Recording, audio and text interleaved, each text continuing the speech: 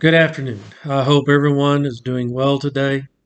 The dissertation topic that I've been considering is over the effectiveness of strategic bombing of Germany during the Second World War.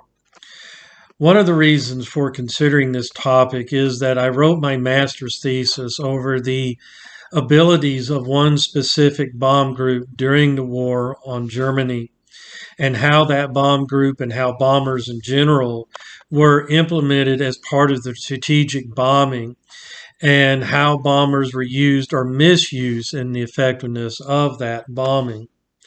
When I was researching for this topic, I was rather surprised that I did not find more papers written about this particular topic.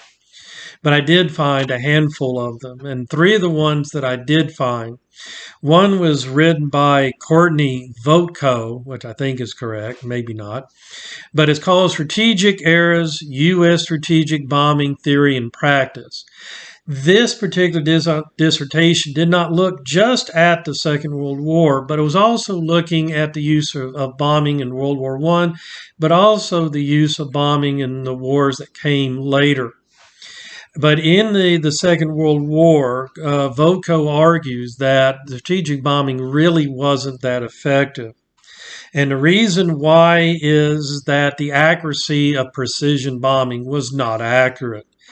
And to be able to destroy, a factory or an industry required a much larger number of missions than was originally thought needed. He also points out that the very high casualty rate also led to its ineffectiveness, and also the lack of cooperation between all branches of the military, which was, as Votko would argue, was needed to make it effective. But what he writes about World War II is that he starts by looking at the theory behind the strategy of strategic bombing and how it was implemented and used and modified during the Second World War. And he concludes by discussing the lessons that were learned for future wars. Another dissertation was Douglas Burke, who wrote Aiming for Strategic Effect: The Evolution of the Army Air Force's Strategic Bombing Campaign of World War II. This dissertation did not also look specifically at Germany. It did also include Japan in this.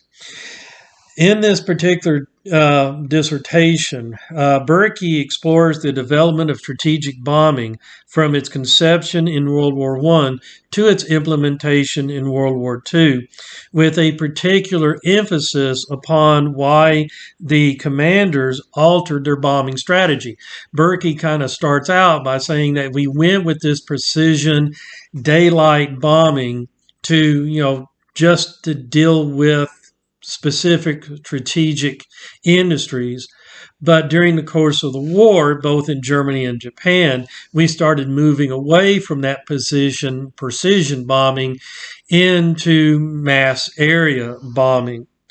And he argues that there was a unique set of circumstances that led to this. Basically, the belief that the bombing of Germany and Japan wasn't being all that successful, that it wasn't getting the job done fast enough. And so because of that, Burke argues that they shifted away from that precision bombing to mass bombing or area bombing. And therefore, that became why strategic bombing, especially as the war progressed, started becoming more and more ineffective. The third one is Luke Truxell, The Failed Bombing Offensive, a re-examine of the combined bomber offensive of 1943. In Truxell's work, he looks at the combined bomber offensive of both the United States and Great Britain, and of course, specifically the year 1943.